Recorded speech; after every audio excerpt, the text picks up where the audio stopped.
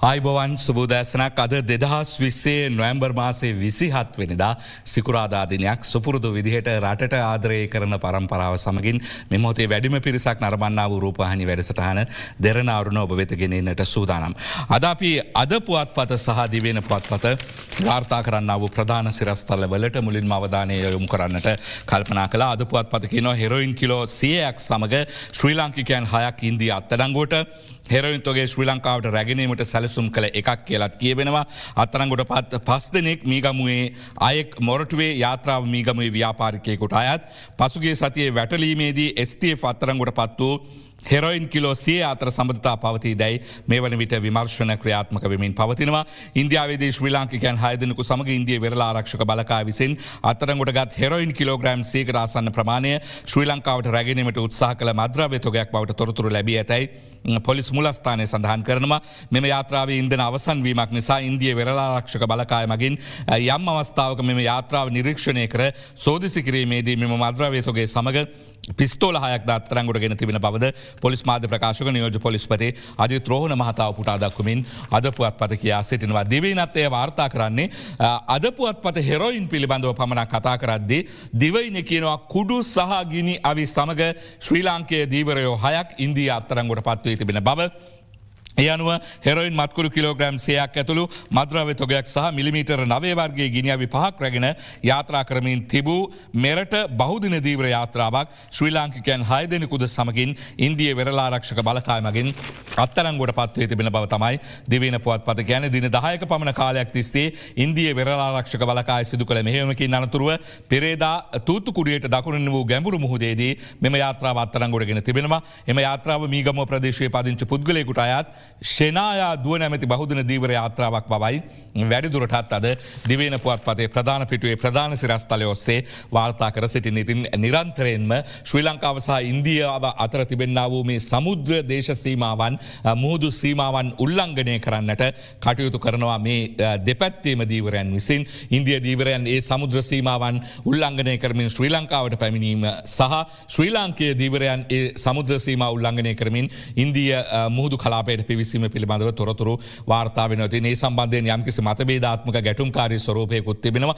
නමුත් ඉතාමත් අහිංසක විදිහට දීවර කර්මාන්තයේ යෙදෙනවාට අමතරව මේ හෙරොයින් වගේ තහනම් ද්‍රව්‍ය ප්‍රවාහනය කිරීම සහ අවියායුධ ප්‍රවාහනය කිරීම වගේ දේවලුත් මේ අතරතුර සිදුවෙන බව තමයි මේ සිරස්තල දෙකෙන්ම කියවෙන්නේ. ඉතින් කෙසේ වෙතත් මේ සමුද්‍ර සීමාවන් පිළිබඳව අද දිනමින පුවත්පත අවධානය යොමු කරනවා.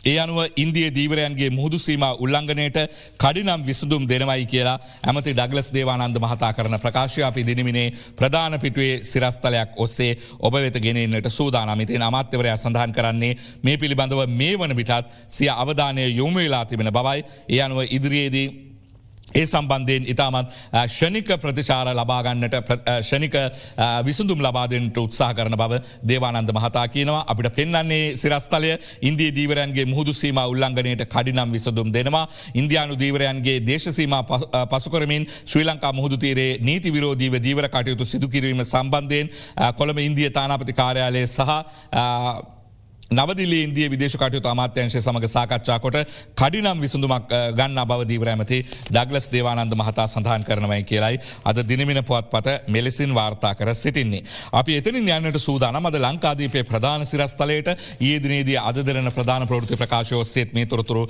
ඔබ වෙත sannivedanaya වුණා. උසාවි තීන්දුව නොතකා අධිකරණ තීන්දුවකට සියල්ලන්ම හිස නැමිය යුතුයි. නමුත් උසාවි තීන්දුව නොතකා වනජීවී ඉඩම බෙදන්න හදලා කියලයි ලංකාදීපය කියන්නේ. ඇමති නිලධාරීන් අතර කලබලයක්. අනවසර වගාකරුවන් කලක පටන් විනාශ කර තිබියදී අධිකරණ නියෝගයකින් වනජීවී දෙපාර්තමේන්තුවට පවරා තිබූ පොළොන්නරුව ජලගැලීම් නිම්න ජාතික වනෝද්‍යානයේ කොටසක් එහි කලින් වගාකරුවන්ට නැවත නිදහස් කර දීමට වනජීවී හා වන සම්පත් රාජ්‍ය අමාත්‍ය විමලවීර දිසානායක මහතාගත් උත්සාහයක් හේතුවෙන් රාජ්‍ය ඇමති වරයා වනජීවී නිලධාරීන් අතර පෙරේදා කියන්නේ 25 වනදා ඉතාමත් උණුසුම් තත්වයක් ඇති වුණු බව තමයි අද ලංකාදීප පුවත්පත මෙලෙසින් ප්‍රධානම සිරස්තලයේ ලෙස වාර්තා කර සිටින්නේ. ඉතින් මේ එතරම් හොඳ ආදර්ශයක් ලෙස ඉදිරිපත් කරන්නට හැකියාවක් ඇත්තේ නැහැ. එම ප්‍රදේශීය නිරීක්ෂණ චාරිකාවකට එක්ව සිටි රාජ්‍ය අමාත්‍යවරයා එම ඉඩම් එහි වගාකරුවන්ට යලිත් නිදහස් කරන්නයි වනජීවී නිලධාරීන්ට දැනුම් දී ඇති අතර වනජීවී නිලධාරීන් ඊට එරෙහි වීම නිසා දෙපිරිස අතර උණුසුම් වචන හුවමාරුවක් ඇති වුණා. වනජීවී හා වන සම්පත් රාජ්‍ය අමාත්‍යවරයා ඉඩම් කළමනාකරණ කටයුතු ව්‍යාපාර ඉඩම් හා දේපළ සංවර්ධන රාජ්‍ය අමාත්‍ය රොෂාන් රණසිංහ මහතා සමග ලංකාපුර වෙහෙරගොඩ ආය ප්‍රදේශයේ ඇති එම ඉඩම් නිරීක්ෂණය කිරීමට ගොස් ඇති අතර ඔවුන් එම ඉඩම් අනවසරයෙන් වගා කළ පිරිස්වලට නැවත ලබා දෙන්නේයි වනජීවී නිලධාරීන්ට නියෝග කළ අවස්ථාවේ ඔවුන් ඊට එකඟ නොවීම හේතුවෙන් මෙම උණුසුම්කාරී තත්ත්වය ඇති වුණා. රාජ්‍ය අතිවිශේෂ ගැසට් නිවේදනයක් මගින් 1984 අගෝස්තු 7 වෙනිදා ජාතික වනෝද්‍යානයක් ලෙස නම් කර ඇති පොළොන්නරුව ජලගැලීම් නිම්න ජාතික වනෝද්‍යානය අක්කර 43375කින් සමන්විත සංවේදී පරිසර කලාපයක්. එහි තිබෙන වටිනා කුඹුක් පළු ඇතුළු ශාක වර්ග විනාශ කරමින් ජාවාරම්කරුවන් පිරිසක් විසින් වසර ගණනාවක සිටම වී වගා කිරීමට කටයුතු කරලා තිබෙනවා. මෙම පරිසර විනාශයත් සමග වනාලින් මෙන්ම වනසතුන්ද දැඩි පීඩාවකට පත්වීම ඇතුළු සිදු වූ පරිසර විනාශය සම්බන්ධයෙන් විවිධ පරිසර සංවිධාන සහ මාධ්‍ය ආයතන කරුණු වාර්තා කළා. වනජීවී දෙපාර්තමේන්තුවේ එම අපරාධකරුවන්ට එරෙහිව 2015 වසරේදී නඩු පැවරු අතරින් වසර 3කට පසු පොළොන්නරුව මහාධිකරණයේ විසින් එම භූමියේ වනජීවී දෙපාර්තමේන්තුවට නැවත පවරා දීලා තිබෙනවා. ඉතින් එවැනි තත්ත්වයක් යටතේ මහාධිකරණ නියෝගයක් පවා තිබියදී තමයි මේ රාජ්‍ය අමාත්‍යවරයා මේ ප්‍රදේශයට ගිහිල්ලා මේ විදිහට ලොකු කලබගෑනියක් ඇති කළා. මේ නිලධාරීන්ට පරිසර සංවිධානවලට ගෝරනාඩුවක් කරලා මේ ප්‍රදේශය මුදා ගන්නට කියලා කටයුතු කරයි කියලා වාර්තා වෙන්නේ. ඉතින් ඒ හේතුවෙන් අද දිනේදී මේ වනජීවී නිලධාරීන් වැඩවර්ජනයකට වැඩවැරීමකට එක්වන බවත් අද පුවත්පත් වාර්තා කර සිටිනවා. අපි අරුණ පුවත්පතේ සිරස්තලයට ඒ අනුව අවධානය යොමු කරමු. අරුණ කියා සිටින්නේ මේ විමලවීර දිසානායක මහතාගේ ක්‍රියාකලාපයට එරෙහිව අද දිනේදී වනජීවී නිලධාරීන් සිය විරෝධය අසනීප නිවාඩු දාලා ඉදිරිපත් කරන්නට ප්‍රකාශ කරන්නට කටයුතු කරන බවයි. ඇමති විමලවීරට වනජීවී නිලධාරී විරෝධය අද අසනීප නිවාඩු දාලා කියලා දක්වනවා. ඇමති විමලවීර දිසානායක වනජීවී නිලධාරීන්ට බැනවැදීමේ සිද්ධියකට විරෝධය දක්වා වනජීවී නිලධාරීහු අද අසනීප නිවාඩු වාර්තා කර සංකේත වැඩවර්ජනයක නිරතවීමට සූදානම් බවයි. එයින් කියවෙන්නේ ඉතින් පොළොන්නරුව ජලගැලුම් නිම්න ජාතික උද්‍යානයේ සංවේදී කලාපයක වගා කටයුතු කිරීමට සහ ගවයන් මුදා හැරීමට ඉඩ ලබා දෙන ලෙස ඉල්ලා තඹාල සහ වෙහෙරගොඩ ආය පදිංචිකරුවන් ඉල්ලා සිටි අවස්ථාවක වනජීවී නිලධාරීන්ට මේ බැනවැදීම සිදු වෙලා තියෙනමයි කියලායි අරුණ පුවත්පත කියන්නේ. ඉතින් මේ ප්‍රදේශයේ කුඹුක් වගේ ගස් තියෙනවා. ඊටමත් වටිනා කියන දවමය වටිනාකමකින් ගස් තිබෙනවා. ඉතින් ඒ නිසා විවිධ පුද්ගලයන් විවිධ උනන්දු දක්වන්නට හැකියාවක් තිබෙනවා. හැබැයි ඉතින් අමාත්‍යවරයෙක් වුණාම අධිකරණ නියෝග පිළිබඳව ගැසට් පත්‍ර පිළිබඳව රටේ තිබෙනා වූ නීතිය පිළිබඳව දැනුවත් වෙන්නට ඕනේ, ඒවට ගරු කරන්නට ඕනේ, ඒවට සංවේදී වෙන්නට ඕනේ. එහෙම නැතුව ගිහිල්ලා මේ නීතිය ක්‍රියාත්මක කරන නිලධාරීන්ට එහෙම හයිරන් පාන එක තරම් හොඳ දෙයක් නෙවෙයි. ඉතින් වනජීවී රාජ්‍ය අමාත්‍යවරයාට ඊට වඩා වැඩ තියෙනවා. ඕන අපි පෙන්වන්න අය මොනවාද වැඩ කියලා. ලංකාදීපේ 11 වන පිටුවේ තියෙනවා මහියංගනය අලි දෙකක් දින දෙකකදී විදුලි සැර වැදීමිය ගින් කියලා. අලි මිනිස් ගැටුම කළමනාකරණය කරන එක, ඒක නිරාකරණය කරගන්න එක, ඒවාට විසඳුම් ලබා දීමම මේ අමාත්‍යවරයාගේ ගැසට් කරන ලද විශේෂ ශ්‍රේෂ්ඨ අදාළ දෙයක්.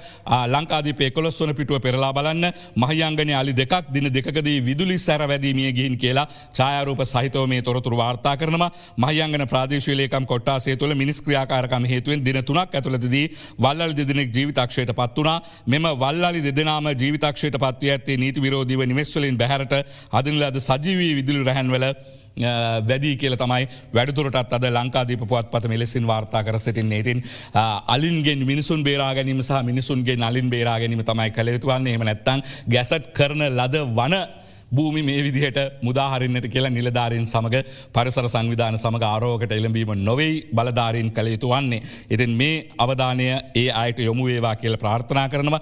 ඒකම බලධාරීන්ගේ නිලධාරීන්ගේ රටේ ඉහළම තනතුරු හොබවන අයගේ අවධානයට ලක්විය යුතු දෙයක් පිළිබඳව අද දී අයිලන්ඩ් පුවත්පතේ ප්‍රධාන සිරස්තලයෙන් අනාවරණය කරනවා. ශවේන්ද්‍ර ෆර්ඩිනැන්ඩෝගේ වාර්තාවක් ඔස්සේ දී අයිලන්ඩ් ප්‍රධාන සිරස්තලයයි මේ. ඒ අනුව violation of import ban majority of 300 luxury vehicles to be released. ඒ අනුව පවත්නා සියලුම ආනයන සීමාවන්, එහෙම නැත්නම් ආනයන නීතීන්, ආනයන නියෝග, ආනයන තහනම උල්ලංඝනය කරමින් 300ක් පමණ වන ඉතාමත් සුකෝපභෝගී වාහන මේ වන විට මුදාහරින්නට සූදානමින් සිටින බව තමයි The Island පුවත්පත අද වාර්තා කරන්නේ. Some ship it in without opening LCs. ඒ අනුව LC විවෘත කිරීමෙන් තොරව තමයි සමහර වාහන ශ්‍රී ලංකාවට ගෙන්වා තිබෙන්නේ. ඉතින් ඔබට මතක ඇති කොරෝනා පළමු රැල්ල ඇති වූ අවස්ථාවේදී රජය විසින් විශේෂයෙන්ම ජනාධිපතිතුමා විසින් තීරණයක් ගනු ලැබුවා මේ අනවශ්‍ය විදිහට වාහන රටට පැමිණීම තුළින් රටේ ආනයන වියදම වැඩි වෙන එකත් අපනයන ආදායම අඩුවෙන එකත් පිළිබඳව අවධානය යොමු කළ යුතුයි කියලා අපට යලිත් දී අයිලන්ඩ් පුවත්පතේ සිරස්තලය පෙන්වන්න. ඒ අනුව අයිලන්ඩ් පුවත්පත ඉතාමත් විමර්ශනාත්මකව මේ තොරතුරු අනාවරණය කරනවා. රජයේ බලපත්‍රලාබීන් විසින් එහෙම නැත්නම් මේ තීරුබදු සහනය ලැබෙන්නා වූ පිරිස් විසින් මේ අය නීතිය දන්නවා නොදන්නවා කියන්නට හැකියාවක් නැහැ. උගත් බුද්ධිමත් පිරිසක්. ඉතින් නමුත් ඔවුන් වාහන 300ක් ගෙනෙන්නට කටයුතු කළා. ඉතින් මේ අපනයන ආනයන වියදම අඩු කරගන්නට එහෙම නැත්නම් ලංකාවේ රුපියල බාල්දු වෙලා ඩොලරයේ සාපේක්ෂාගේ ඉහළ යාම වළක්වා ගන්නට රටේ ආර්ථිකය සුරක්ෂිත කරන්නට ජනාධිපතිතුමා අගමැතිතුමා ඇතුළු කැබිනට් මණ්ඩලය ගත්තා වූ මේ තීන්දුව සතයකටවත් ගණන් ගන්න නැතුව මේ විදියට රජයේ සේවකයන් 300ක් මේ විදියට වාහන ගෙන්නවා. ඒ වාහන රාජසන්තක කරන බවට තොරතුරු පුවත්පත් වාර්තා කරා. අපත් ඔබට ඒ තොරතුරු ගෙනාවා. නමුත් ඒවා රාජසන්තක නොවි ඒ අයට යලිත් මුදා හැරීමට කටයුතු කරනවායි කියලායි කියන්නේ. ඉතින් මේ Mercedes Benz, Audi, BMW වගේ අතිසුකෝපභෝගී වාහන රාශියක් තිබෙනවා. දැන් මේ වාහන ගෙන්වීම අත්‍යවශ්‍ය කාරණයක්ද?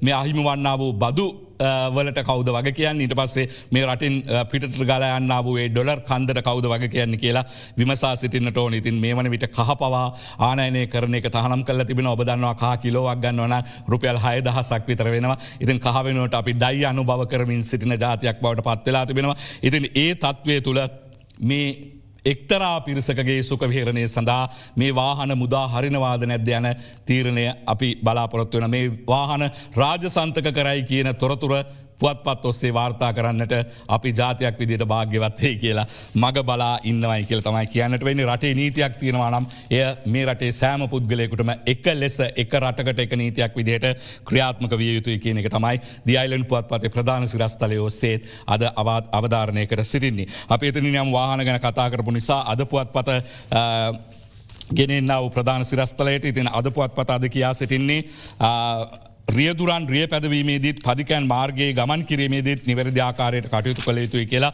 පොලිස් මුලස්ථානයේ කියනවා. රිය අනතුරුවල ඉහළ යාමක් පෙන්눔 කරන බව තමයි එයින් කියවෙන. ඉතින් නිරෝධායන ඇඳරි නීතිය සහ සංචරණ සීමා කිරීම සම්බන්ධයෙන් පැන වූ රෙගුලාසි හේතුවෙන් යම්කිසි ආකාරයකින් රිය අනතුරු අඩු වෙලා තිබුණා. නමුත් ඊටමත් සෝචනීය රිය අනතුරු රාශියක් පසුගිය දිනවලදී වාර්තා වුණා. රිය අනතුරුවල ඉහළ යාමක් පෙන්눔 කරන නිසා රියදුරන් රිය පැදවීමේදීත් පදිකයන් මාර්ගයේ ගමන් කිරීමේදීත් නිවැරදි ආකාරයට කටයුතු කර අනතුරු වළක්වා ගැනීමට කටයුතු කළ යුතු බව පොලිස් මුලස්ථානයේ සඳහන් කරනවා. රිය ධාවනය කිරීමේදී අධික වේගයෙන් රිය ධාවනය නොකරන ලෙසත් වැසි තත්වයන් යටතේ රිය ධාවනය කිරීමේදී වැසි තත්වය පිළිබඳව අවධානය යොමු කර රිය ධාවනය කරන ලෙසත් ඉල්ලා සිටින බව පොලිස් මාධ්‍ය ප්‍රකාශක නියෝජ්‍ය පොලිස්පති නීතිඥ අජිත් රෝහණ මහතා සඳහන් කරනවා. මාර්ගයේ ගමන් කිරීමේදී පදිකයන් නිවැරදි පැත්තෙන් ගමන් කළ යුතු බවත් පාර මාරු වීමේදී නිවැරදි ස්ථාන වලින් පමණක් පාර මාරු වන ලෙස පදිකයන්ගෙන් ඉල්ලා සිටින බවත් ඔහු කියනවා. COVID-19 තත්ත්වය තුළ පසුගිය කාලයේදී රිය අනතුරු සිදුවීම යම් තරමකට අඩු වී තිබුණත් මේ වන විට රිය අනතුරු වල ඉහළ යාමක් පෙන්눔 කරන බවයි අජිත් රෝහණ මහතා සඳහන් කරන්නේ. ඉතින් යතුරු පැදියකින් ගමන් කරමින් සිටි තරුණ යුවලක් ඉතාමත් අවාසනාවන්ත ලෙස පසුගියදා ජීවිතක්ෂයට පත් වුණා. ඒ වගේ සිදුවීම් රාශියක් සෝචනීය රිය අනතුරු රාශියක් වාර්තා වෙමින් පවතිනවා. ඉතින් ඔබ සුක්කාන මාතර ගත්තාම එහෙම නැත්නම් යතුරු පැදියේ හැන්ඩලයට ඔබ අත තිබෙන විට ඔබගේ ජීවිතයේ වටිනාකම් පිළිබඳවත් අන්‍යයන්ගේ ජීවිත පිළිබඳව වටිනාකම පිළිබඳවත් දැඩි ලෙස අවධානය යොමු කරන්නට කියා අපිත් ඉල්ලා සිටිනවා. ඒකම දැන් පොලිස් මාධ්‍ය ප්‍රකාශකවරයා පිළිබඳව කතා කරපු නිසාද දිනමින පුවත්පතේ ප්‍රධාන සිරස්තලයේ වෙන්වන්නේ ඔහු විසින් කරන්නා වූ යම්කිසි අනතුරු ඇඟවීමක් පිළිබඳව.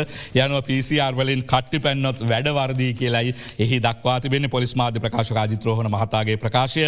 PCR පරීක්ෂණ සිදු කිරීම මගහරින පුද්ගලයන්ට එරෙහිව නඩු පැවරීමට කටයුතු කරන බව පොලිස් මාධ්‍ය ප්‍රකාශක ජ්‍යෙෂ්ඨ නියෝජ්‍ය පොලිස්පති අජිත් රෝහණ මහතා සඳහන් කරනවා.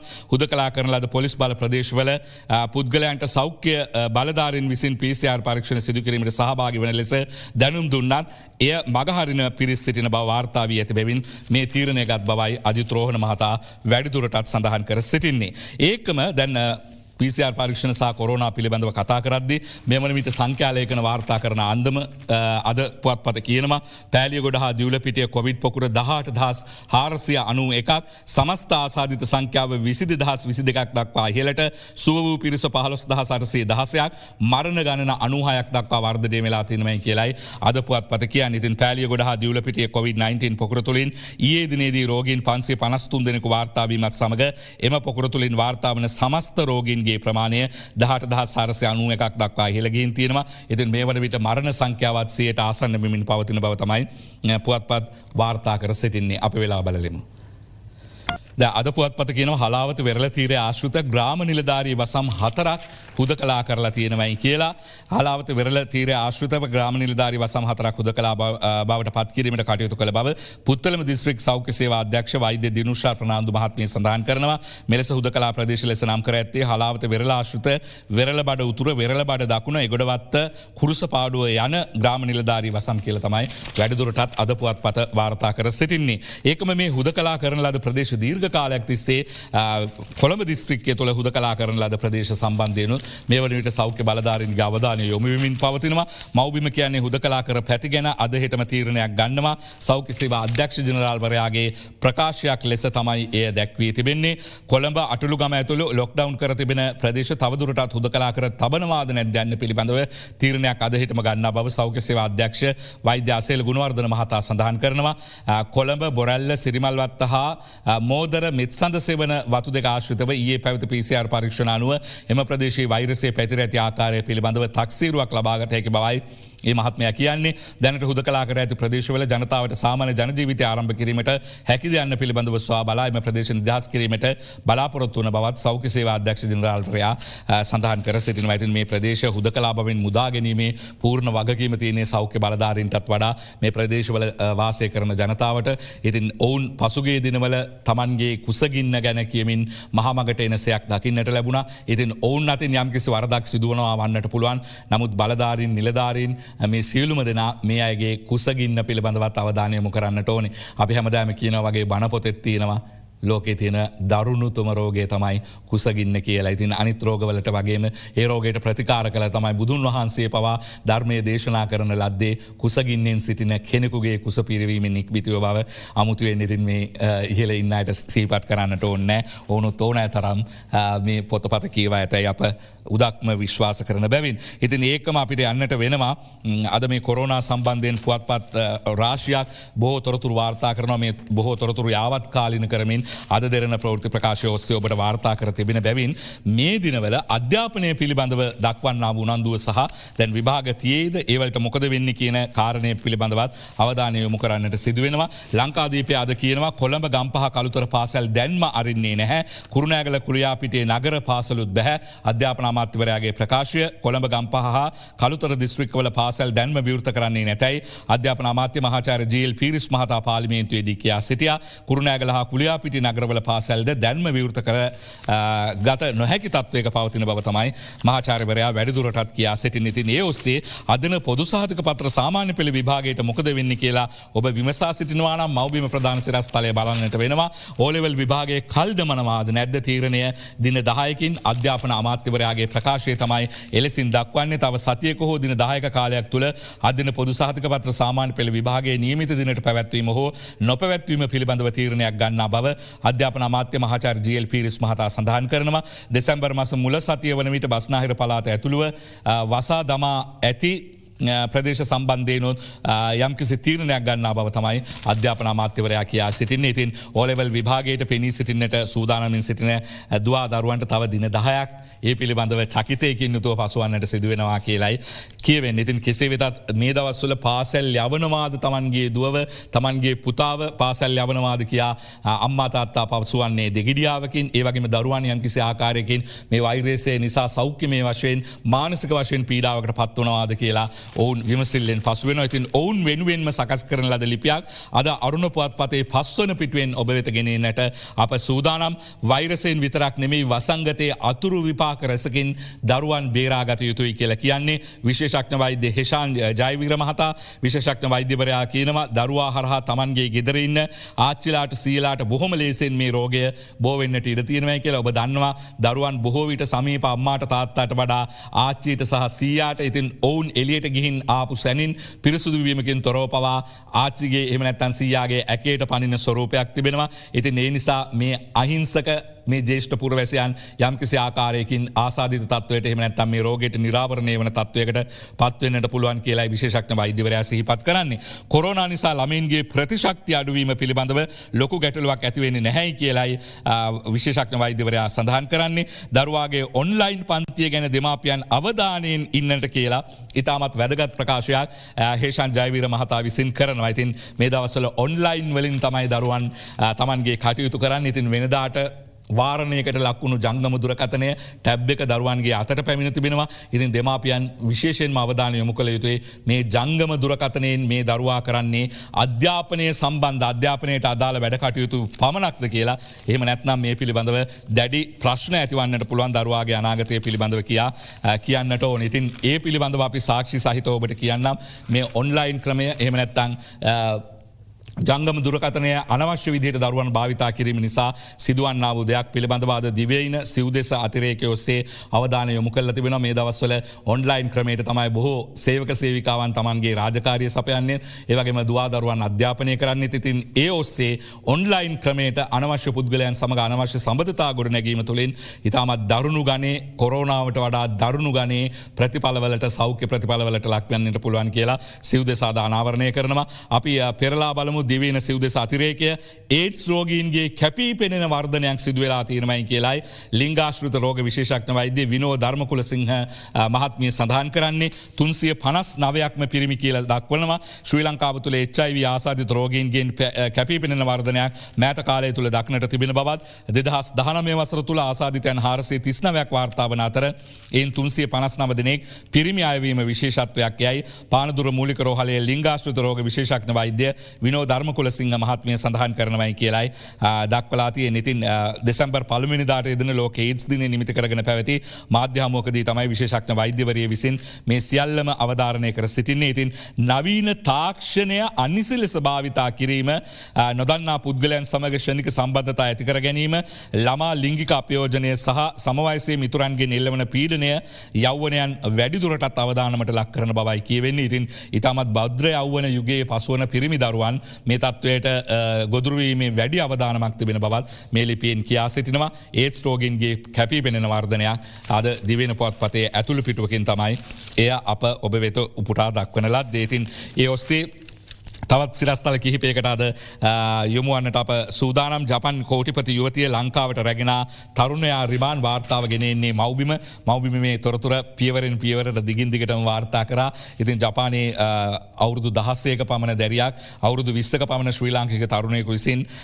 ලංකාවට රැගෙනීම පිළිබඳවයි මේ තොරතුරු වාර්තා වන්නේ. 16 හැවිරිදි ජපන් ජාතික කෝටිපති තරුණියක් ලංකාවට රැගෙන විත් රඳවා තබාගෙන සිටියේ පැහැරගෙන යාම අපහරණය ස්ත්‍රී දූෂණ ඇතුළු චෝදනා 3ක් යටතේ අධිකරණයට ඉදිරිපත් කළ ඇගේ පෙම්වතා වන බස්නායක මුදියන්සලාගේ කසුන් මදුසංකර නැමැති පළඟතුරේ දලුකොටුව ප්‍රදේශයේ පදිංචි 24 හැවිරිදි තරුණයා ලබන 3 වෙනිදා දක්වා ආරක්ෂිත බන්ධනාගාරගත කරන ලෙස මීගමු අතිරේක මහේස්ත්‍රාත් චම්පික රාජපක්ෂ මහතා ඊයේ නියෝග කළ ෆ්ලෝරා නැමැති ජපන් ජාතික තරුණිය රැගෙන විත් රඳවා තබා ගැනීමට ආධාර අනුබල දීම සම්බන්ධයෙන් මවක සහ ඇගේ පුත්‍රයා අධිකරණයට ඉදිරිපත් කර තිබුණු අතර ඔවුන් දෙදෙනා දසදහසක මුදල් අප සහ ලක්ෂ 10 බැගින් වූ ශරීර අප මත මුදාහරින්න ලෙස අතිරේක මහේස්ත්‍රාත්තුමා නියෝග කරයි කියලයි අද මව්බිම පුවත්පතේ ප්‍රධාන පිටුවේ සිරස්තලයක් ඔස්සේ වාර්තා කර සිටින. ඉතින් මේ විදිහට මුළු ලංකාවම අපකීර්තියට ජාත්‍යන්තර වශයෙන් අපකීර්තියට පත් කරන පුද්ගලයන් විතරක් නෙවෙයි ලංකාවම ජාත්‍යන්තර තලයේ කීර්තියට පත් කරන පුද්ගලයන්ුත් ඉන්නවා. ඔවුන් පිළිබඳවත් කරුණු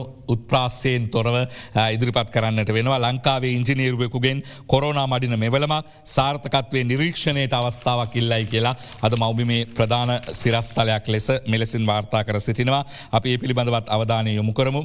ඒ අනුව එහි දක්වා තිබෙන්නේ ශ්‍රී ලංකාවේ තරුණයකු විසින් මේ කොරෝනා මැඩීම සඳහා තාක්ෂණක උපකරණයක් නිර්මාණය කරලා තියෙනවයි කියලා ඒ තාක්ෂණක උපකරණය ඔස්සේ යම්කිසි ආකාරයකින් මේ පිළිබඳව යහපත් සුභවාදී බලාපොරොත්තු තබාගත හැකිවිතයි කියවෙනවා කොරෝනා වෛරසය වැළඳුණු රෝගීකුගේ ශරීරයේ පවතින කොරෝනා වෛරසය විනාශ කළ හැකි නව යන්ත්‍රයක් නිපද වීමට ඩුබායි රාජ්‍යයේ ගුවන් යානා හා විදුලි දුම්රිය ඉංජිනේරුවරයෙකු ලෙස සේවය කරන ශ්‍රී ලාංකිකයෙකු මනතුංග ශිරාන් දීප්ති ජීවකාන්තද සිල්වා සමත් වී තිබෙනවා මෙම නවයන්ත්‍රය වෛද්‍ය ආයතනයකට ඉදිරිපත් කර එහි සාර්ථකත්වයේ නිරීක්ෂණයට අනුමැතිය ලබා ගැනීමට අවස්ථාවක් ලබා දෙන ලෙස ඒ මහතා රජයෙන් ඉල්ලීමක් කරනවා කොරෝනා ආසාදිත පුද්ගලයෙකුගේ ශරීරයේ පවතින එකී වෛරසය විනාඩි 10ක් වැනි කෙටි කාලයක් තුලදී මෙම විද්‍යුත් උපකරණය යොදාගෙන විනාශ කළ හැකිවීම මෙහි ඇති සුවිශේෂී කරුණ වෙනවා. ඉතින් ඒ සඳහා අවශ්‍ය පාත් එක ඒ මාර්ගය සකස් කරන්නට කියලා අපි සෞඛ්‍ය සේවා අධ්‍යක්ෂ ජෙනරාල්තුමාගෙන් ඒ වගේම සෞඛ්‍ය අමාත්‍යතුමියගෙන් ඉල්ලීමක් කරනවා. ඒ ඔස්සේ හැකියාවක් ලැබේවි. ඔහුට ජාත්‍යන්තරයේ ජය ගන්නටත් රටට ලොකු කීර්තියක් ලබා දෙමින් මේ ප්‍රශ්නයට හොඳ විසඳුමක් අපි වැක්සීන් ගැන කතා කර ඉන්නවා. අපි හැමදාම විශ්වාසය තියන්නේ ඇමරිකාව, ජර්මනිය, ජපානය, චීනය, බ්‍රිතාන්‍ය වගේ රටවල් පිළිබඳව අපේ රටේ කෙනෙකුටත් ඒ සඳහා අවස්ථාව ඉඩ ප්‍රස්ථාව ඒ පාර කපලා දෙන්න කියලා අපි ඉල්ලා සිටිනවා. අපි විරාමකින් පසුව තවත් තොරතුරු සමගින් හමු වෙමු. දැන් මේ පවතින කොවිඩ් වසංගත තත්ත්වය හමුවේ රටට සෙත්පතා පිරිත් සජ්ජායනයක් මේ දිනවල පැවැත්වෙනවා. ඒ පිරිත් සජ්ජායනයට අදට දින 10ක් සම්පූර්ණ වෙනවා. ඉතින් මුළු මාතෘභූමියට සෙත් පතා පැවැත්වෙන පිරිත් සජ්ජායනයේ 10 වන දිනය සම්බන්ධයෙන් දර්ශන ඔබයතගෙනන්නට අප සූදානම්. කොළඹ නිදහස් චතුරස්‍ර පරිශ්වයේදී පසුගේ 18 වෙනිදා ආරම්භ වූ පිරිත් සජ්ජායනය පුරා දින 21ක් පැවැත්වීමට නියමිතයි. පිරිත් සජ්ජායනය සිදු කරනු ලබන්නේ ශ්‍රී කල්යාණි යෝගාශ්‍රම සංස්ථාවේ අතිපූජනීය මහා සංඝරත්නය විසින්. මෙම පිරිත් සජ්ජායනය සඳහා බරපැන දායකත්වය LOLC සමූහ ව්‍යාපාරය විසින් දරනවා. නිල මාධ්‍ය අනුග්‍රහකත්වය දක්වන්නේ දෙරණ මාධ්‍ය ජාලය විසින්.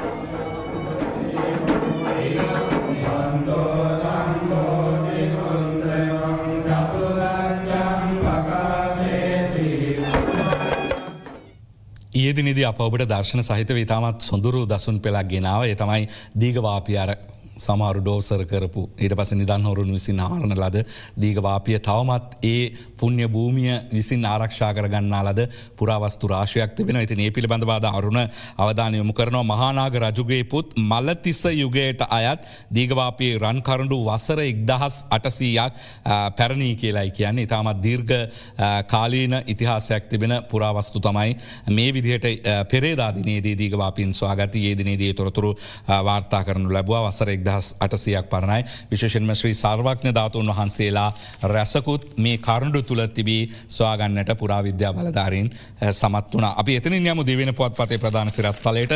ගාලු මෝදුර ව්‍යායාම් කරමින් සිටීදී කොල්ලපිටිය ක්‍රයිම් OIC මිය යයි කියලායි කියන්නේ. ඉතින් හැබැයි කොරෝනා තත්වයකින් ඔහු පීඩාවට පත් වී නොතිබුණු බවත් ඒ සිරස්තලයේම දක්වා තිබෙනවා.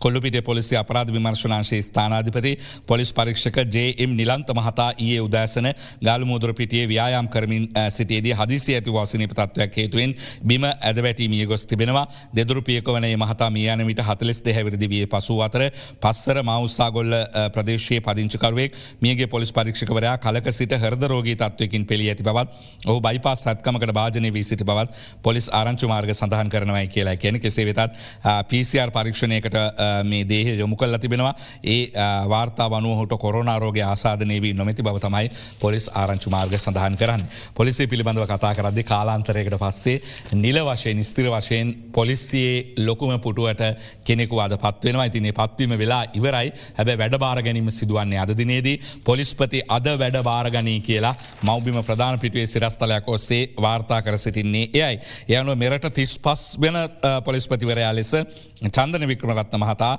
අද දින සිය දුරෙහි වැඩ කටයුතු ආරම්භ කිරීමට නියමිතයි. පුරා 34 වසරක පොලිස් සේවයක් හිමි මේ මහතා එවක පැවති ජාතික රහස් තොරතුරු කාර්යාංශයට තරග විභාගිකයින් අනතුරුව පත්වන්නේ ආධුනික සහකාර පොලිස් අධිකාරිවරයෙකු විදිහට.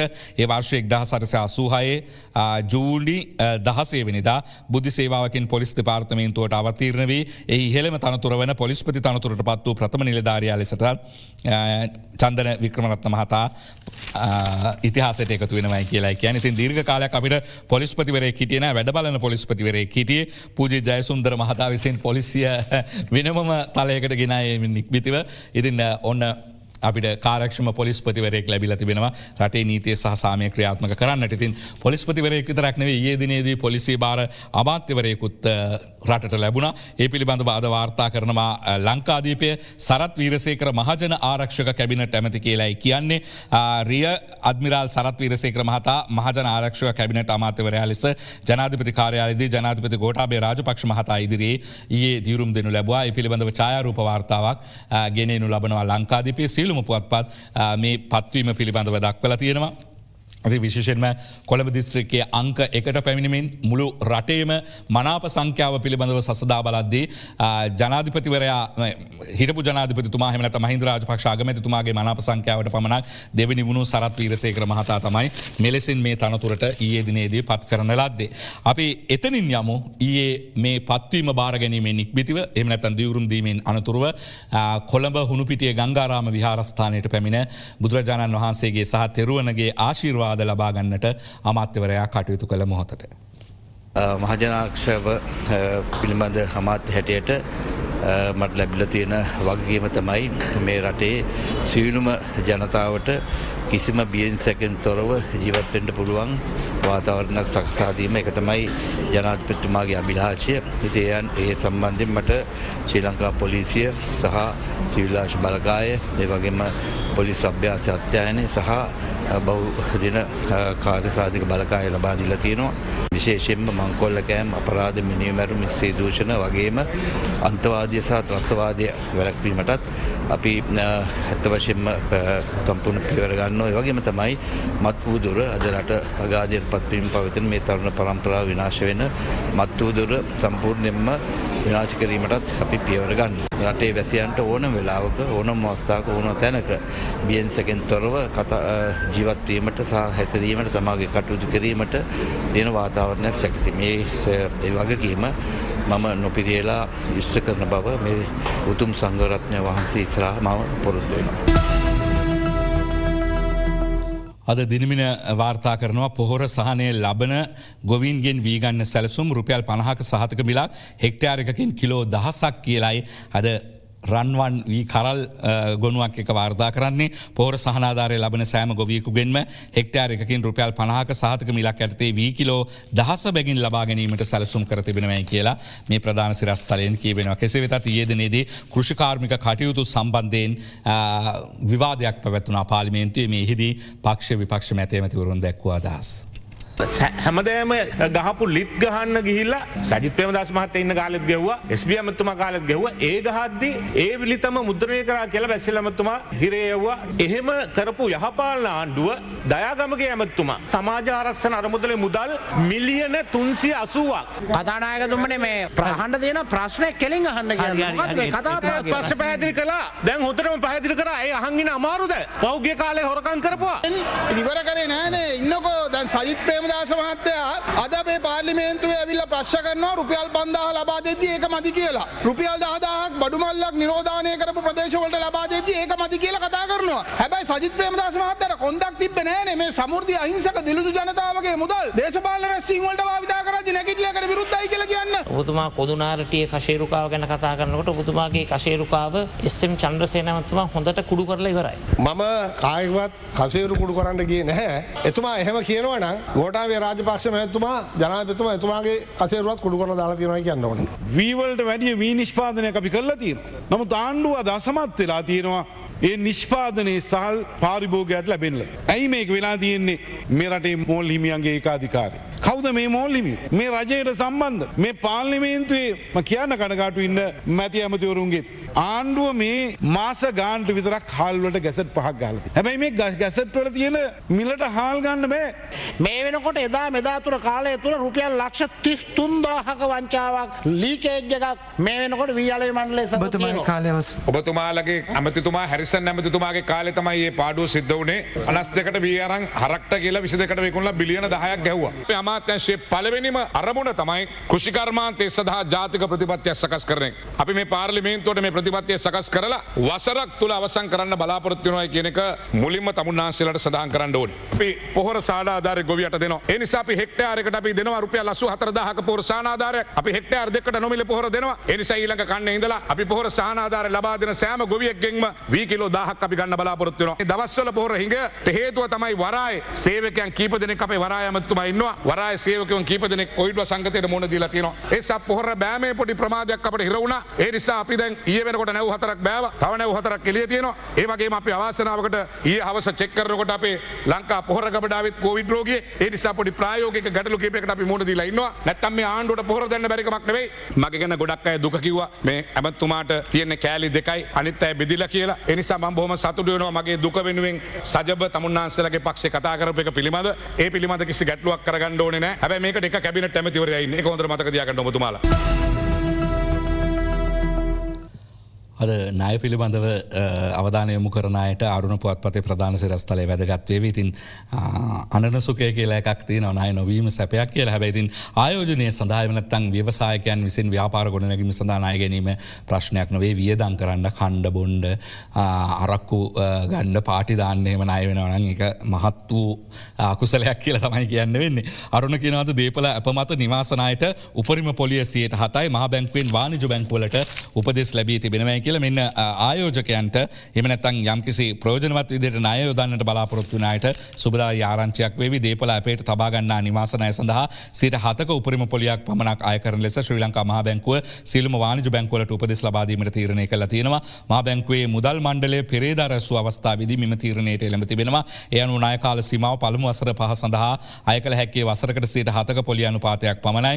ඉතිරි ණය කාල සීමාව සඳහා මාසික සාමාන්‍ය ණය අනුපාතිකයට වඩා 1% ආන්තිකයක් සහිත පොලිය අනුපාතිකයක් අය කළ යුතු වෙනවා. මේ සඳහා අවශ්‍ය උපදෙස් කඩිනමින් වාණිජ බැංකුව වෙත මුදාහරින්නට බලාපොරොත්තු වෙනවා කියලාත් මහා බැංකුව කියනවා. ඉතින් මේ පුද්ගල ණය පිළිබඳව රටක ණය පිළිබඳව ගත්තාම උපදින සෑම දරුවෙකුම ඩොලර් ගණනක් ණයයි රුපියල් දහස් ගණනකින් ණයකරුවෙකු වෙලා තමයි උත්පත්තියත් ලබන්නේ. ඉතින් මේ ණය පිළිබඳව වෙළඳ ඇමති ආචාර්ය බන්දුල ගුණවර්ධන මහතා ඊයේ දිනේදී කතා කළා.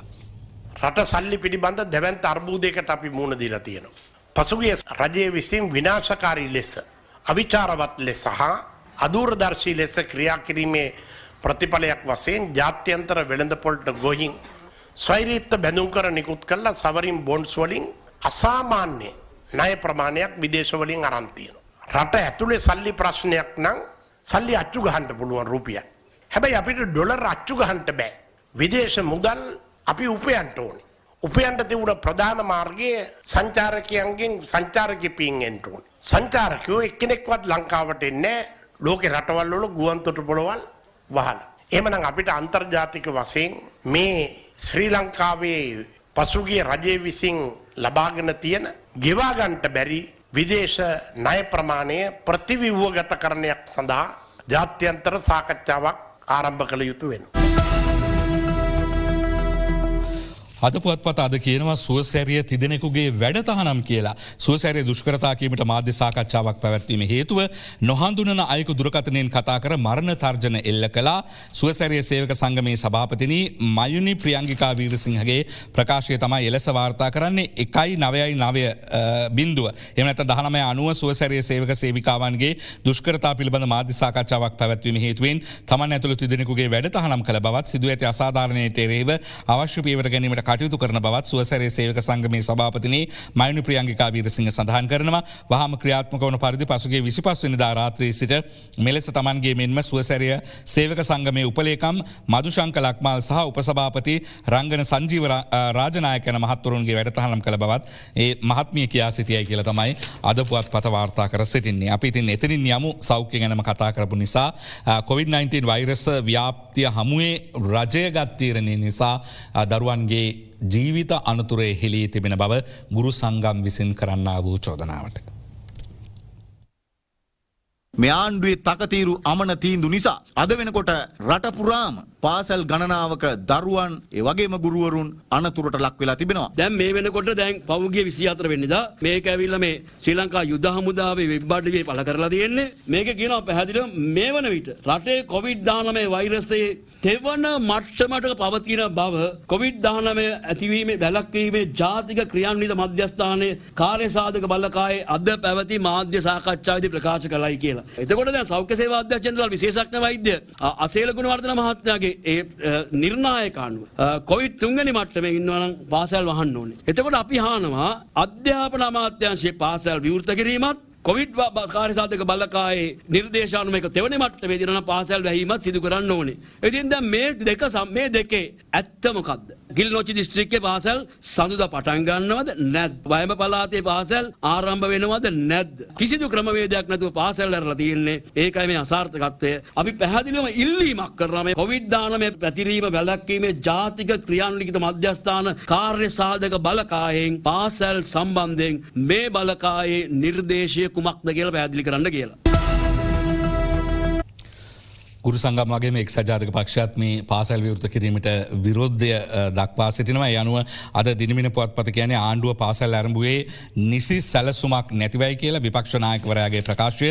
රජය පාසල් ආරම්භ කරනු ලැබුවේ නිසි සැලසුමකින් තොරව බැවින් දරුවන්ගේ සෞඛ්‍ය සුරකින පරිදි නිසි සැලසුමක් ක්‍රියාත්මක කරන්නයි විපක්ෂ නායක සජිත් ප්‍රේමදාස මහතා පාර්ලිමේන්තුවේදී ඊයේ සඳහන් කළා. පසුගිය මාස 8ක කාලයේදී ඔන්ලයින් ක්‍රමවේදය යටතේ අධ්‍යාපනය ලබා දිය හැකිවත් ආණ්ඩුව එසේ නොකළ බවත් විපක්ෂ නායකවරයා චෝදනා කරනවා. ඉතින් විපක්ෂ නායකවරයා වගේම පෙරටුගාමී සමාජවාදී පක්ෂයත් ඊයේ දිනේදී මේ පිළිබඳව සිය විරෝධය පළ කර සිටියා. පාසල් ශිෂ්‍ය පරීක්ෂණාගාර මීයෝ බවට පත් වෙලා තියෙනවා. ජනතාව දෙමව්පියෝ දුර්මුඛ වෙලා ඉන්නවා. කොළඹ තියෙන මරදානේ තියෙන පාසලක එක ශිෂ්‍යයෙක්ගේ තාත්තා කෙනෙකුට කොවිඩ් ආසාදනය වෙලා. ඒ ශිෂ්‍යයා එදා පාසල් ඇවිල්ලත් නැහැ. නමුත් දෙමාපියෝ ඔක්කොම ගිහිල්ලා පාසල වට කරලා කෑ ගැහුවා ශිෂ්‍යයෙක්ගේ තාත්තා කෙනෙකුට කොවිඩ් හැදිලා තියෙනවා පාසල් වහන්න කියලා. එතනින් පස්සේ මුළු රටේම පාසල් වසා දැමුවා මාර්තු 13 වෙනිදා. ඒ වෙනකොට දෙමව්පියන්ගේ මනෝභාවය තිබුණේ එතන. දැන් ශිෂ්‍යෝන්ටම හැදිලා ස්වයං නිරෝධායනේ ඉන්න අය මාර්ගෝපදේශ නැතුව ස්වයං නිරෝධායනේ ඉන්න අය පාසල් වලට ඇවිල්ලා දැන් වෙන දෙයක් වෙයි කියලා බලාගෙන ඉන්නවා. දැන් අන්තිමට වෙලා තියෙන්නේ දරුවන්ගේ ජීවිත වෙනුවෙන් පවා නැගිටින්නේ නැති තත්වයක් දෙමව්පියන්ගේ හැදිලා තියෙනවා. තාම අපි දන්නේ නැහැ මැරෙන්නේ නැති වුණාට ඒක හැදිලා ජීවත් වෙලා ඉන්න අයට පස්සේ තියෙන ප්‍රතිඵල මොනවද කියලා අපි තාම දන්නේ නැහැ. අනිත් දෙමව්පියෝ පුද්ගලික තීරණ අරගෙන මගේ ළමයාව බේර ගන්නවා. මේ ප්‍රශ්නේ උග්‍ර වෙන තැන් වල අපි මේ මාසේ 30 වෙනිදා නොවැම්බර් 30 වෙනිදා දිවයිනේ නගර ගණනාවක ගුරුවරු ශිෂ්‍යෝ දෙමව්පියෝ එකතු කරගත්ත ඒකාබද්ධ උද්ඝෝෂණ කැඳවලා තියෙනවා පෙරටුගාමී සමාජවාදී පක්ෂයේ මැදිහත් වීම. මේ දරුවන් පාසලට එවීම පිළිබඳව ඉතින් දෙමාපියන්ගේ ලොකු වගකීමක් තිබෙනවා. අද මව්බිම් පුවත්පත කියනවා නිරෝධායනය වන අය සිටින නිවෙස් වලින් පාසලට දරුවන් එවන්නට එපයි කියලා. විශේෂඥ වෛද්‍ය සුසී පෙරේරා මහත්මිය විසින් කරන්නා වූ ඉල්ලීමයි එලෙස තිබෙන්නේ. නිරෝධායනය වන නිවෙසකින් දරුවන් පාසලට එවනවා නම් එය අවාසනාවන්ත තත්වයක්, රෝග තත්වයක් ඇති පසුබිමකින් දරුවන් පාසල් නොයවා සිටීම මව්පියන්ගේ වගකීමක් බව නියෝජ්‍ය සෞඛ්‍ය සේවා අධ්‍යක්ෂ ජෙනරාල් විශේෂඥ වෛද්‍ය සුසී පෙරේරා මහත්මිය කියනවා. සිසුන් අතර සාමාන්‍ය සිසුන් වීම ඉතා සුලභ තත්වයක්. සිසුවෙකු සිසුන් වූ පමණින් කියවෙන්නේ නැහැ. එය කොවිඩ් නිසා සිදුවක් බව.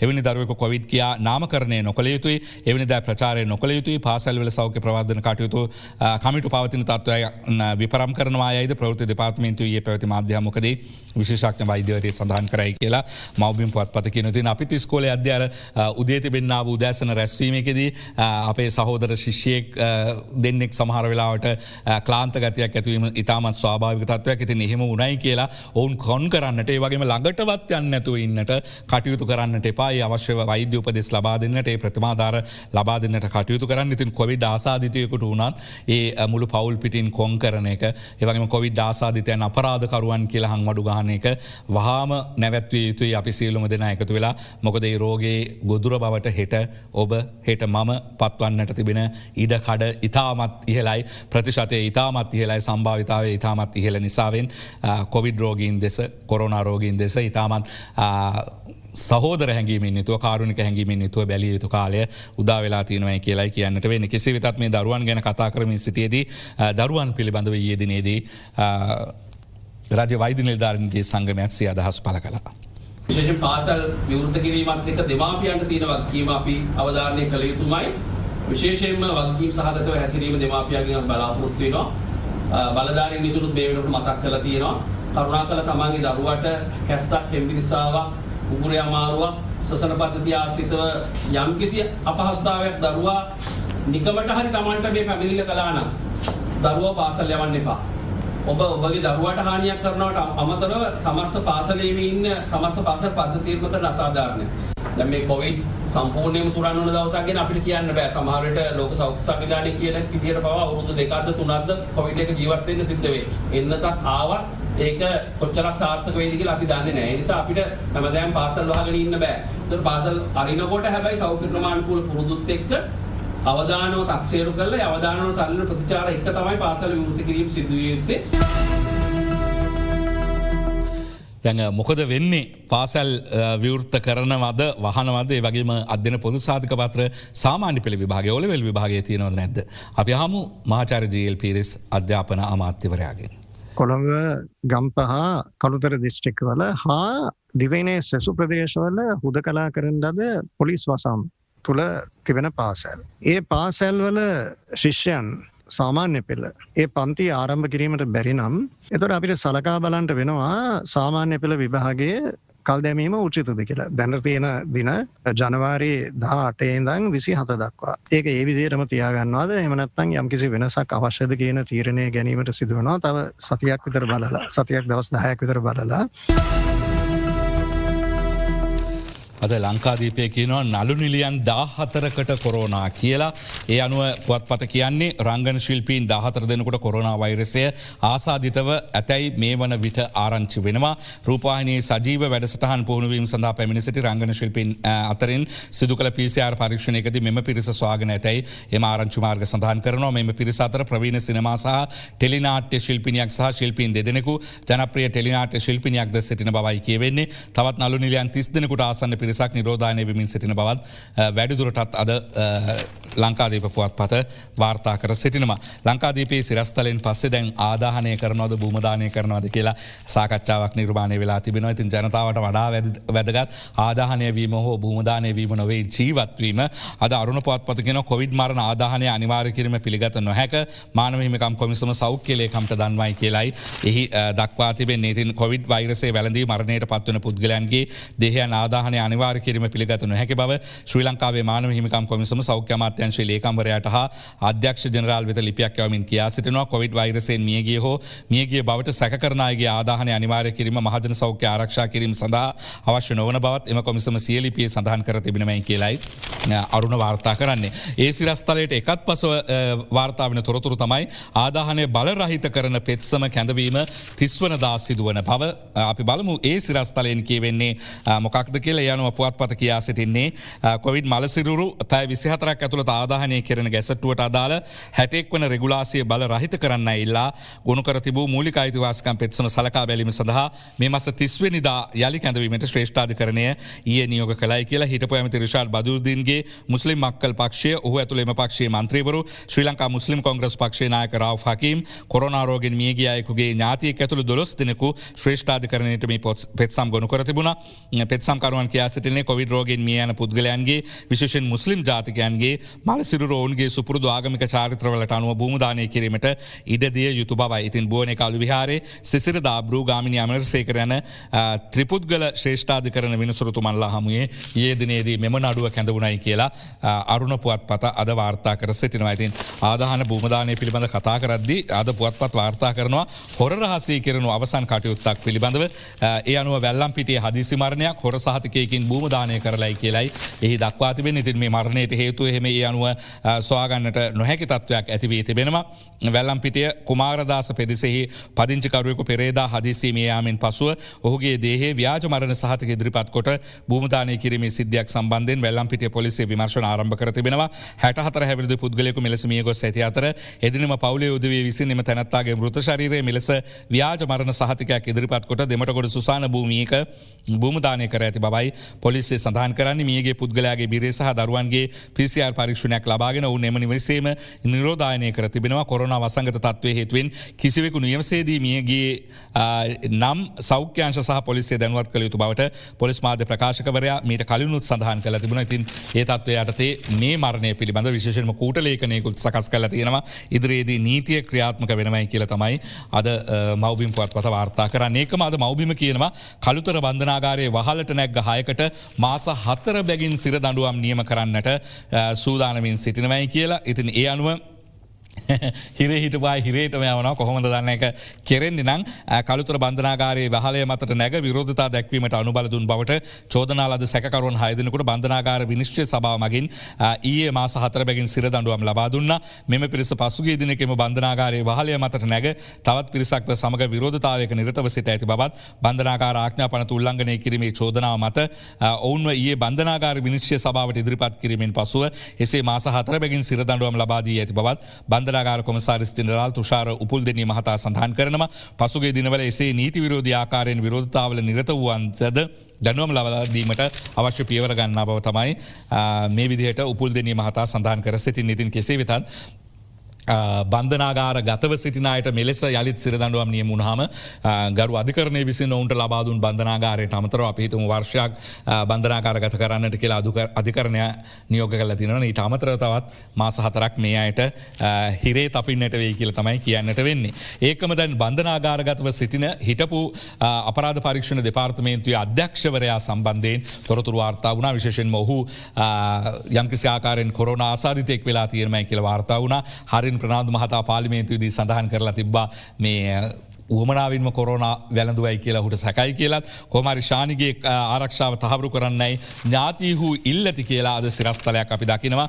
ඒ දිනමෙන පුවත්පතේ ප්‍රධාන පිටුවේ ඒ අනුව අපරාධ පරීක්ෂණ දෙපාර්තමේන්තුවේ හිටපු අධ්‍යක්ෂ ශානි අබේසේකර මහතාගේ ආරක්ෂාව සම්බන්ධයෙන් සැකයක් මතුවන බැවින් ඔහුගේ ආරක්ෂාව තහවුරු කරන්නයි ඥාතීන් බන්ධනාගාර දෙපාර්තමේන්තුවට ඉල්ලීමක් කරලා තියෙනවා. මේ මොහොතේ පවතින සෞඛ්‍ය තත්ත්වය මත ප්‍රතිකාර ලබා දීම සඳහා කොළඹින් බැහැර ප්‍රදේශයකට යෑමේ සූදානමක් පවතින බව පවසා ඇති ඥාතීන් එසේ නොකර කොළඹ රෝහලකට හෝ අදාළ ප්‍රතිකාර මධ්‍යස්ථානයකට ඔහු යොමු කර ජීවිත ආරක්ෂාව තහවුරු කරන ලෙසද ඉල්ලා තිබෙනවයි කියලයි දිනමින පුවත්පත කියන්නේ. ඉතින් ඔහු තවමත් සැකකරුවෙකු පමණයි. ඉතින් අධිකරණයේ අධීක්ෂණයේ යටතේ සිටිනා වූ කෙනෙක් ඔහුගේ ඉල්ලීම් වලට සමහර විට බලධාරීන් තමන්ගේ අවධානය යොමු කරයි කියලා අපි විශ්වාස කරනවා. අපි කාටුන් බලන්නටත් තියෙන නිසා කෙටි විරාමයකින් පසු හමුවෙමු. අද ලංකාදීපේ තුන්වන පිටුව තිස්ස හේවාවිස්සගේ හිනාවැස්සෙන් හැඩගැන්වී තිබෙනවා. ඉතින් අද කිඹුලෙකු ඇවිල්ලා මයික්‍රෆෝන ඉස්සරහට කිඹුල්ල හඳුළු හලමින් මාධ්‍යයට මේ ආණ්ඩුව හරියට හිරහැර කරනවා කියලා ඉක්කි බිඳිමින් හඬනවා. කිඹුල් කඳුළු හැලෙනවා. ඉතින් කලිසමත් බිමට වැටෙනවයි කියලා තිස්ස හේවාවිස්ස කියා සිටින්. ඉතින් මේ අඬන අයට අමතක ඇති පහුගිය ආණ්ඩුවේ දෙවන පුටුවෙන් එහෙම මාධ්‍යවේදීන්ට නිරන්තරයෙන් එල්ල වුණු තර්ජන ගර්ජන පිළිබඳව. ඉතින් මේ අඩනයට ඒවත් සිහිපත් කරන්නට ඕනේ. උදේ විමලසිරිගේ කාටුනේ අපි බලමු. මෙන්න නීතියෙන් නිකුත් වන්නා වූ කිනිසි මේ පුද්ගලයාගේ එක්කනකින් පිටවී අනිත් කනින් එක්කනකින් ඇතුළු වී අනිත් කනින් පිටවී සාක්කුවට වැටෙන බවයි දිවයිනේ උදේ විමලසිරිගේ කාටුනෙන් කියන්නේ. මේ මෛත්‍රීපාල සිරිසේන අපේ ජනාධිපතිතුමාද කියලායි අහන්නට වෙන්නේ. හසන්ත විජේනායකගේ කාටුනේනොත් අද එතුමා ගැනමයි ඇඳලා තියෙන්නේ අරුණ පුවත්පතේ. ඒ අනුව මෙන්න ආන්දා වගේ එතුමා ලිස්සලා යනවා. ඉතින් පාස්කු කොමිසම දැඩි උත්සාහයක් ගත්තා මේ ආන්දා අල්ලා ගන්නට. නමුත් ආන්දා ලිස්සලා ගියා කියලා තමයි කියන්නට වෙන්නේ. මෙන්න අද පුවත්පතේ ජනරාණි මට මොකුත් මතක නෑ බං කියලායි සිරිසේන මහත්තයා කියන්නේ. ඔහොම ජනාධිපතිකම කළේ කොහොමද සෑර් කියලා ජනරාණි අහනවා. කවුද? මං ජනාධිපති වෙලත් හිටියද කියලායි අද ජනරාණිගෙන් එතුමා ආන්නේ. ඉතින් එතුමාට මතක නෑ එතුමා ජනාධිපති වෙලා හිටියද කියලා. අංජන ඉන්ද්‍රජිත්ගේ කියලා වැඩක් නෑ කාටුනේ. ඉතින් මේ සියල්ලම පාස්කු කොමිසම හමුවේ මට මතක නැහැයි කියලා කියපු දේවල්. විශේෂයෙන්ම සිංගප්පූරුවට යද්දි තමන් එක ගිය දරුවන් කවුද කියලා මතක නැහැයි කියලා එතුමා සඳහන් කළා. කවුද හාමිනේ මේ ෆොටෝ එකේ ඉන්න ජෝඩුව කියලා ඔන්න අද හාමිනේට ෆොටෝ එක පෙන්නලා අපේ සිරිසේන මහත්තයා අහනවා.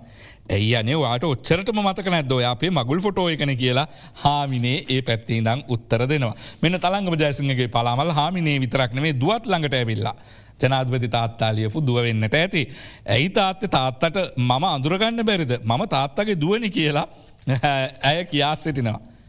එතකොට මේ ලොකු දුවද පොඩි දුවද කියලයි එතුමා විමසා සිටින්නේ. එතනින් අපි යමු දාසගේ ස්වාරිස් කාටුනේ බලන්නට අවියායුධ කෞතුකාගාරයක් ඉදිකරයි කියලා ප්‍රවෘත්තියක් පළවීමත් එක්ක ඔන්න ස්වාරිස්ගෙන් යෝජනාවක් පොල් බෑය අර වලල්ලත් එක්ක වලල්ලත් එක්ක පොල් බෑය ඊට පස්සේ මුට්ටිය ගැසට් ගොඩ එක්ක මෙහෙමත් කෞතුකාගාරයක් හදමුද කියලයි අපේ ස්වාරිස් විමසා සිටින්නේ. උදේ විමලසිරගේ පුරසාරං කාටුනේ දිවෙන පුවත්පතෙන් ඔන්ලයින් උගන්නන එකනම් හොඳ වැඩක් සර්. ඒ වුණාට ස්මාර්ට් ෆෝනුයි ඩේට කාඩුයි තමයි සර් ප්‍රශ්න කියලා ඔන්න අද පුරසාරං වලදී උදේ කියනවා. වයිෆයිත් දීලා ටැබ් එකකුත් දීලා නිකං ගණ්ඩ තිබ්බ පිනේ දුම්බල නැති කරගත්ති කියලා අද ඔන්න යහපාලන ආණ්ඩුවේ කෙනෙක් වෙන්න නැති ආනතින් ඔන්ලයින් ගැන කියද කෝප් කමිටුවත් ඔන්ලයින් ක්‍රමීට රැස්වලයි කියලයි අරුණු පුවත්පතේ හුරේරාට මතක් වෙන්නේ ඕක හොරුවල්ලන්න පුළුවන් ක්‍රමයකට රැස් වෙන්නේ කවදද කියලා හුරේරා මුළු රටෙන්ම විමසා සිටිනවා. මෙන්න අංජන ඉන්ද්‍රජිත්ගේ කාටුනේ අංජනාද දිනමිනට අඳින කාටුනේ ඉතින් යන්න බෑ යන්න සර් යන්න සර් තමයි සුදුස්සා මෙහෙම කියල මේ කාවද මේ තල්ලු කල්ල එවන්නට හදන්නේ අර අවුරුදු 27ක් තිස්සේ දිගටම ඡන්ද පරාද වුණු මහත්මයා ඉතින් එක්සත් ජාතික පක්ෂයේ මේ වන විට එක ජාතික ලැයිස්තු මන්ත්‍රී දුරයකට පත් වෙලා තිබෙනවා ඒ දුරයට යන්නට කියලා එතුමාට කියද්දි වර්තමාන විපක්ෂනායකතුමා පුදුමෙන් වගේ පිටුපස හැරිලා බලනවායි කියලා තියෙන්නේ. මෙන්න දිනමින පුවත්පතේ ශ්‍රීකාන්තගේ ශ්‍රීදූපත ආණ්ඩුවට එරෙහිව පාරට බහින්න කාලය හරි කියලා රුවන් කියනවා බං. රුවන් වැකියක් වෙන්න ඇති ආණ්ඩුවට එරෙහිව පාරට බහිමු කියලා. අමුතුවෙන් බහින දෙයක් නෑ සර්. පාරට වැටිලනි දැන් ඔහෙලා ඉන්න කියලා ජනතාව මතක් කරනවා. මෙන්න අද MD වීරරත්නගේ කාටුනය අද පාසැලට අරහුණු අටේ කතා වගේ දෙපැත්තට අදිනවා දරුවාව වෘතිය සමිති අදින්නේ ගෙදරට ඒකම ජල් පිරිස් අමිතුතුමා වෙන්නට ඇති මේ පාසල දෙසට අදිනවා ඉතින් කෙසේ වෙතත් දරුවා දෙකට ඉරෙන්න්නට පුළුවන් මේ ඇදිල්ල නිසා කියලයි හුණුවටෙන්ම අත්දැකීමෙන් කියන්නට වෙන්නේ. මෙන්න බෙම්පියාගේ කාටුනේ අද තරස්වින් අඳින දිවයිනට චාලියයේ වනචාරී අයයි ශිෂ්ටය හඳුනගන්න කොහොමද කියලා ඔන්න මලයා අහනවා. වනචාරී කට්ටිය මස්මාලු කන්නේ අමුවෙන්න බෙම්පියෝ කියලා චාලි අයිය කියනවා. මස්මාලු විතරක් නෙවේ ඔන්න පංකජුරවින්දගේ සරදම් කාටුනෙන් කියන විදියට තවත් කෙනෙකුට තවත් දෙයක් කන්නට වේවි. එලවලු වෙලෙන්දන්ටත් කොවිඩ්ලු. කෞද සෑ රමුවෙන් එලවලු කාල පෙන්වන්නේ කියලා අද සරදම් විමසා සිටිනවා. එලවලු නං අමුවෙන් කනවා මස්මාලු නං අමුවෙන් නොකෑවට කියලායි කියන්නට වෙන්. අපේ කාටුනයත් සමඟ අදට දෙරන අවරුණ නිමාවට පත් කරනවා ලෝකේ සහ ලෝකයෝ තව මොහොතකයි.